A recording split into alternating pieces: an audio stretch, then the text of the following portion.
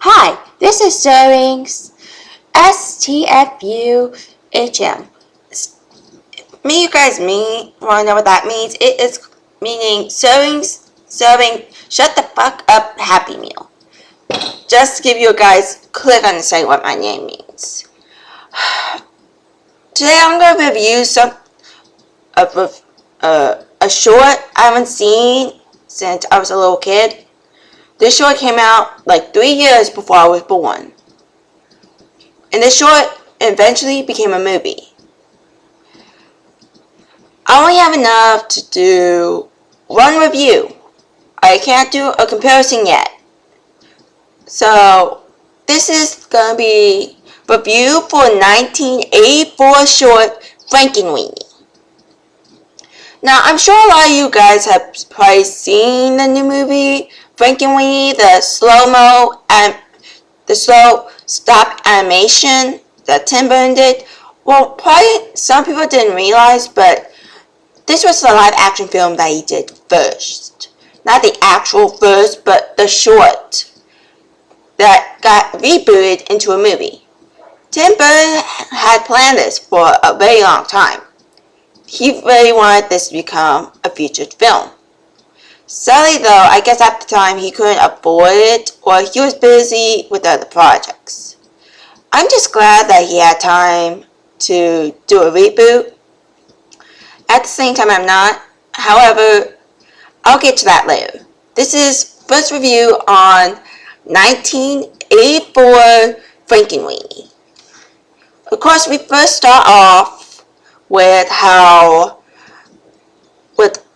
film that Victor, who's our head hero of the story, had made a film with his pet dog Sparky, who is, I guess, a pit bull or like a pit bulldog, I'm not sure.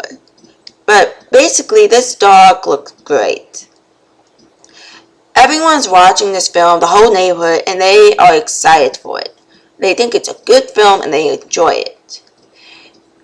And then as soon as the film ends, like the mom and dad are proud of their son, surrounded by his friends, Victor goes outside to play, I guess, his own version of fetch, which probably a lot of little kids play, rolling the ball back and forth. However, he does this with Sparky, his dog. After rolling the ball a little bit too far, Sparky runs across the street, sadly to get hit by a car. There's two different versions of this. The uncut version and the original. The original shows Sparky's version of the car coming into contact with them. You hear the bonk, and you instantly cut straight to Victor screaming, "No!" The other one is you actually hear the body hitting against the car. And of course, Victor is upset. We quickly move towards a scene where Sparky has already been buried. The dad and mom, they said, "We're sorry, son. I wish that there was some way we can bring him back, but can't." There's also some scenes, some lines from the movie I love. Not the movie, but the short, but I'll get to that later. Of course, Victor is depressed. And we can only assume this happened on a Sunday. The next day he goes to school. And in science class, they just finished up the English or the history. And they move right onto science. The teacher is talking about electricity or electrons. He's saying that there's still electrons in a person's body after they've died. But if you add some electricity to it, the muscles will contract in some way. He proves a good example by bringing a dead frog to class. And you can't help but hear the reactions. It sounds like kids in the 3rd or 4th grade going, ew! And you have to admit, it is kind of funny, especially when the kids basically freak out. Now, at first, of course, Victor basically didn't pay attention. But then, as soon as he gets onto it, he realized, wow, I'm going to do something about this. He goes through his house, collecting stuff, getting things, household items and stuff from the garage, and goes up to the attic, and he makes his own, I'm going to say, electric machine. Because that's what I always think of each time when I watch a Frankenstein movie, or anything that has to do with Frankenstein. Because there's all these electronics all around, and it has only one purpose, to shock someone so they can come back to life. Of course, we don't get to see that pretty much of how he puts Sparky together. Soon enough, it's the waiting game. Like, it doesn't show that time change, but it does show like something has happened, like a couple of days has passed or so, and a storm appears. Victor is up in the attic. He has his Dr. Frankenstein's gear on. No, he doesn't have an assistant with him. And he has Sparky on an ironing board. Using a swing set, he basically pulls Sparky up onto it. And he brings out these kites. You have a regular kite, a bat kite, and you have an umbrella, acting as conductors. The lightning strikes Sparky's body, and he brings it down quickly. Of course, he's hoping to hear a heartbeat from his dog. Laying his head on the body, nothing, until you see the dog's tail wag. The next day, Victor tries to get out of going to school by, I guess, pretending that he's sick, when really he's just tired. His parents tell him, sorry son, we know you're still sad about Sparky, but you still have to go to school. And the mom gives him his lunch, and he walks out the door. What the parents don't know is, Victor didn't go to school. He waited until his mom left. And he tries to go back into the house. At the same time, one of his nosy neighbors look to see what he's doing, and he says, oh, I forgot my lunch. And he goes back into the house. Soon you see Victor going up the stairs with an empty bowl dish, a cup, and a pitcher full of water. You see that Sparky is laying in a suitcase. He lifts up the covers, and you see a pretty cool way to show that a dog is a Frankenstein, or a Frankenversion of a dog. It looks that the dog's been sewed on. The spark plugs are literally put into its neck. You can actually see that. The effects look awesome. Especially, I love the scene where he's pouring water into the dish, and he pours water into his own cup, and he says cheers. As he drinks, he sees as his dog drinks the water, you see water coming out of his neck, squirting out. And of course, Victor's looking, and he's like, wow, I literally brought my dog back from the dead. A couple minutes later, Victor does fall asleep. Unknown to him that his dog wants to explore the world. What gets me this is kind of makes me strange. It's a school day, and yet there's still kids about in the neighborhood. But I guess it's like 2, 3 o'clock in the afternoon.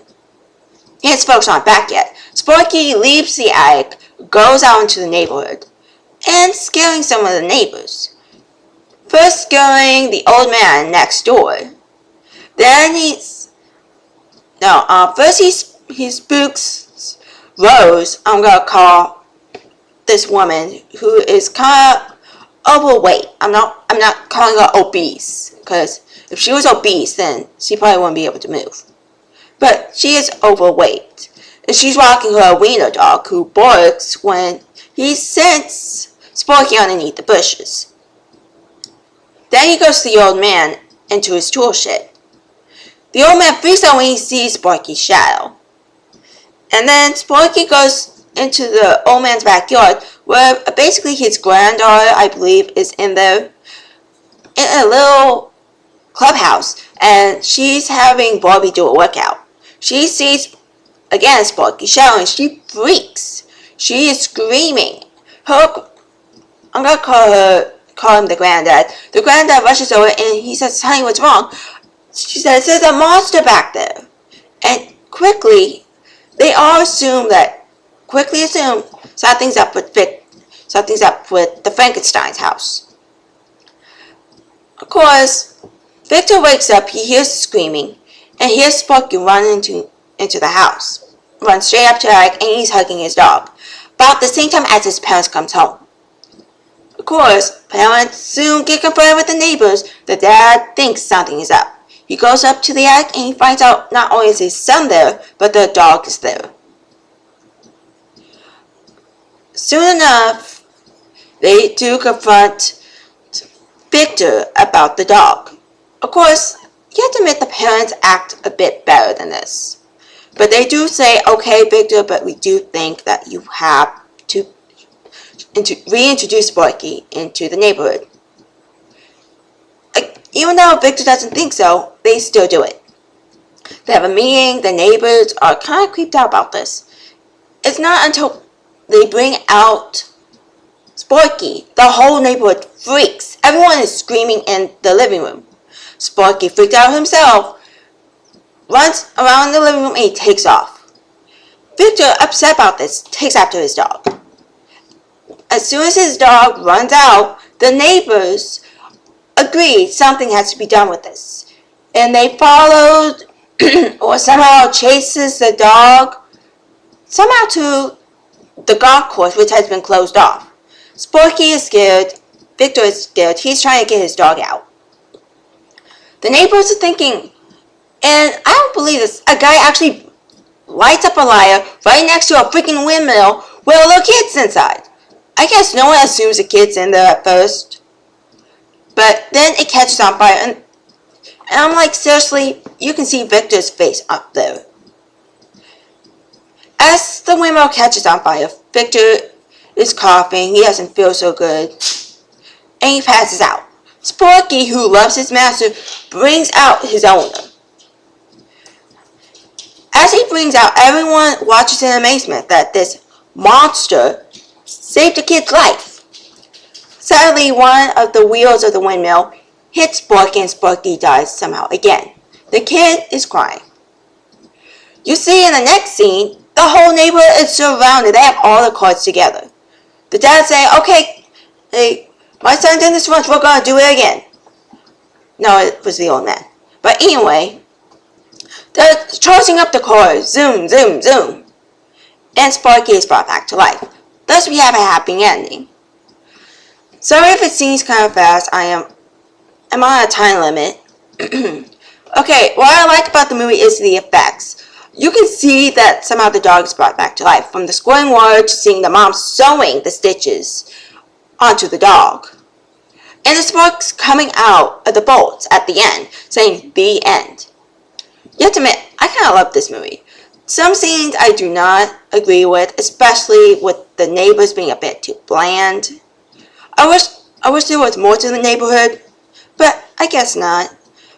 And let's see, there's also some quotes I like this one. I laughed at the scene when the dad says, "Oh, the parents worry about their kids getting into drugs."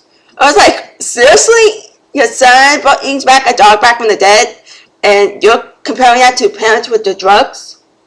The mom also says, "Well, I guess we can't punish Victor for bringing Sparky back from the dead." Victor says people are weird, and the last one goes to Rose, the overweight woman, who says, "Give him more juice." Well, that's my review for it so far.